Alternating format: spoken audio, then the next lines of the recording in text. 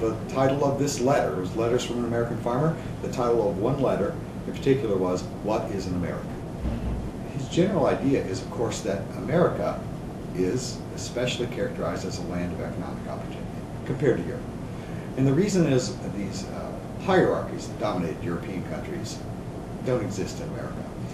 Aristocracies, a state church, you know, all these different hands that were taking pieces of somebody's labor from them, you know, were allowed to do that. So America, in contrast, didn't have those hierarchies, and so it was a land of economic opportunity. And he wrote that in 1782. That's as true today as it ever was. I mean, people still flood here for economic opportunities, and that's not going to stop. And I understand why people have misgivings about it, and there are problems that have to be managed, but I think it's part of our strength.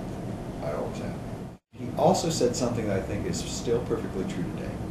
He used a Latin phrase. He said, "This is the motto of all immigrants. Ubi panis, ibi patria. Where there is bread, there is my country." He was as right about it in the late 18th century, and he was right about it, and it's still correct today in the 21st century. I made a comment in class on the day we invaded Iraq that annoyed a lot of students. I mean, a couple of them came up to me, or told me later, that they thought that that remark was kind of out there. But I said, and I still believe it was true, that future historians will mark the day we invaded Iraq as the beginning of the decline of the power of the United States. We're just overstretched, and we're bankrupting ourselves with the military. So I'd still stand by that remark. One thing that strikes me is this is just a classic kind of, if there's an American tradition, it's an argument over this, right? If we have a tradition, this is our tradition, is to argue over these things, about whether a distinctive American culture is being watered down by new immigrant groups or not. People worry about, for example, the English language and some kind of decline in our country. The English language is in no danger whatsoever.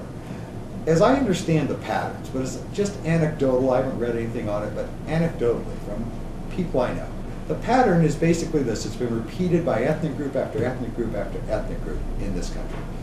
The first generation that comes here struggles with English. It's a hard language. Their children are pretty much bilingual. And their grandchildren, they have difficulty communicating with because their grandchildren have lost the original language. 3 generations, same pattern.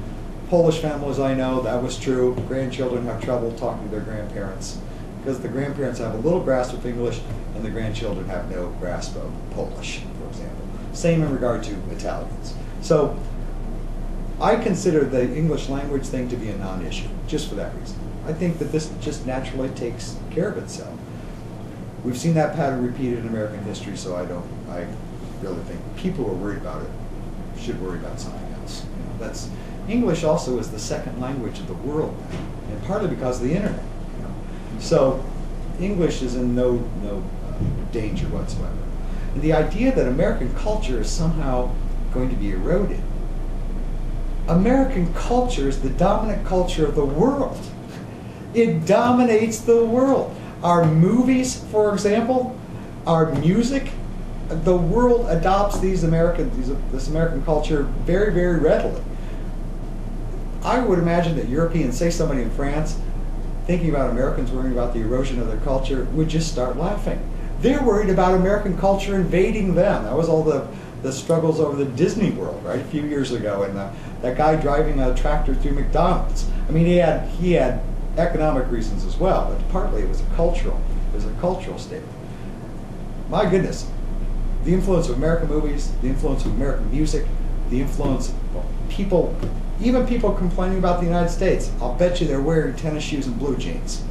And they use American slang, too. I mean, even American slang is global. So the idea that American culture is in any danger is just laughable, I think. I really do.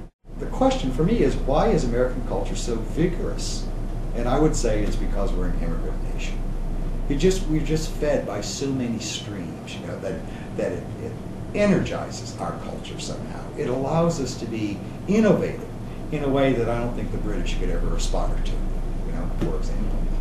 It really is striking me. I have this image in my head of people sitting around at a Parisian cafe complaining about the dominance of American culture, and how their culture is being eroded.